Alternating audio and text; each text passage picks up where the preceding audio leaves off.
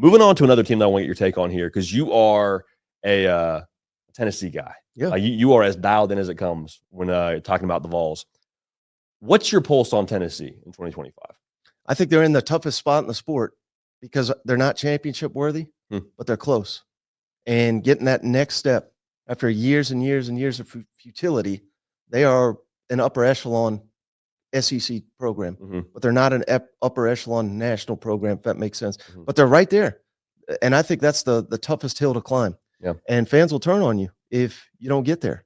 And I thought going into this 12 playoff model, which is going to expand again, apparently. Yeah. You make the playoff, the fans are going to be happy, everything's good. But when you go and get embarrassed on national television with your fans seemingly think you're going to go up to Ohio State and win, all of a sudden there's a lot of negativity. Now, I'm not saying they're out on Heupel by any means, but it's almost like Ole Miss fans are more confident in their program. They just missed the playoff. Missouri fans are more confident. They just missed the playoff. Yet Tennessee is the one that made the playoff, but they left such a bad taste in the fans' mouth that they're wondering, where does this program go?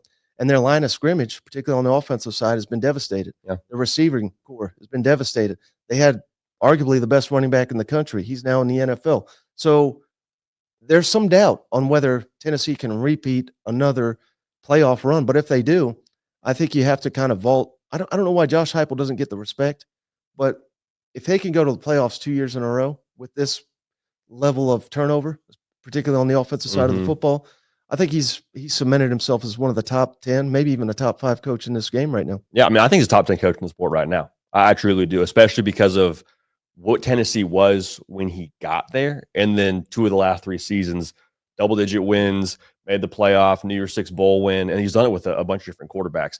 I align a lot with what you just said. I trust, I think, the big picture with Heupel because they're always going to have a quarterback. The way they're recruiting right now on the line of scrimmage, I mean, their most recent recruiting class, 1 was the highest ranked under Heupel. 2, their top 2 commits were on the offensive and defensive line. So I trust like the vision.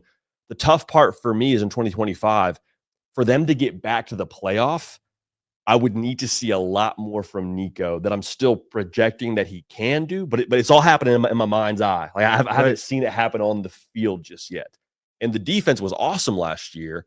And it'd be great if it was awesome again, but I don't know if that's what you want to depend on if you're a Tennessee fan. Where are you on Nico? Are you thinking he could be a top guy in the conference, or are you thinking, hey, I need to see a little bit more from the guy, kind of where I'm sitting right now? Well, going back to what I said, if you're either elite or you're trash. Yeah. Which, again, I don't believe in that, but a lot of people do. So that automatically puts Nico in the trash category for not Tennessee fans, but I see it a lot from SEC. I think with the NIL, with all the hype, with Tennessee fans, all the expectations they put on Nico, all of a sudden this guy's a bust, he can't play.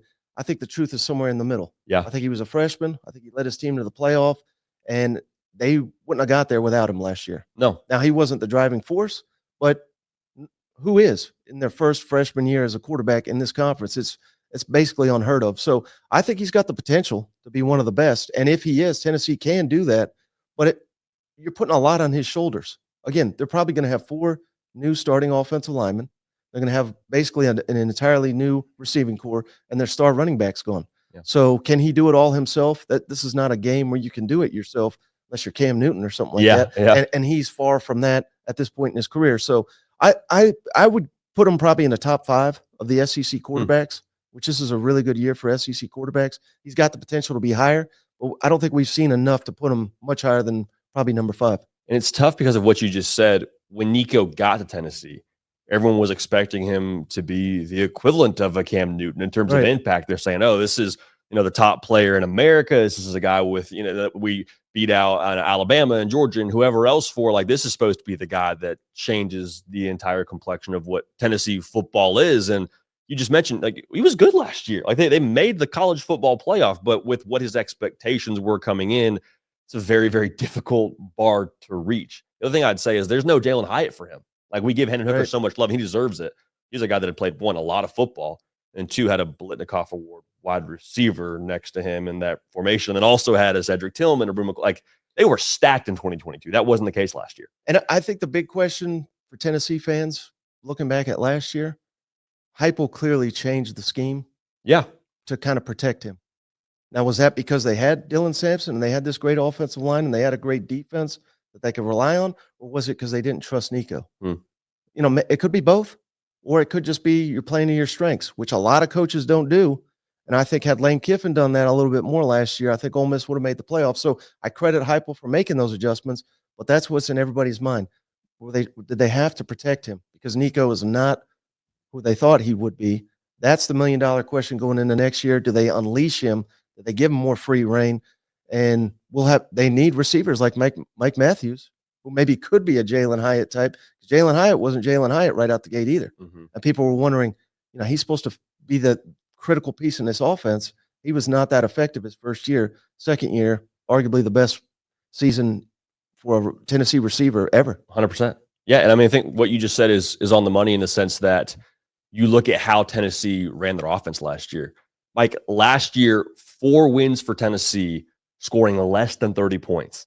The entirety of Josh Heupel's time in Knoxville before last season, 1 win that way. And so they totally changed, like you just said, the approach for how they were going to win football games. When you got a top 5 defense too, I don't think it's malpractice to say, hey, we're going to let our first-year starting quarterback in arguably the toughest conference in America, we're going to let him hand the ball off to Dylan Sampson. We're going to maybe take a little bit more off his plate. But next year, I think it's got to be Nico driven. I think it has to be. And let's credit, they got coaches on the other sideline too. I mean, this is the SEC adjusting to Heupel. Yeah. We're not going to let you beat us over the top. You got to dink and dunk. You got to go 12 plays, 14 plays if you're going to score a touchdown on us. And that's what they've had to do more often than not. That explosive that we saw in 2022, the explosive plays have not been there because of the way the defenses have adjusted, playing that 2-man over the top. So how does Heupel combat that? That's another $1 million question. We're going to find out, man. But they're the most curious team. They're one of the biggest wild cards to me in the SEC. Like they could be a team that gets back to the playoff. Yeah. They could fall back to earth and win 7 games. Like that would be surprising if they won 7 games. But I think the delta between those two is very, very possible in terms of what they could be in 2025.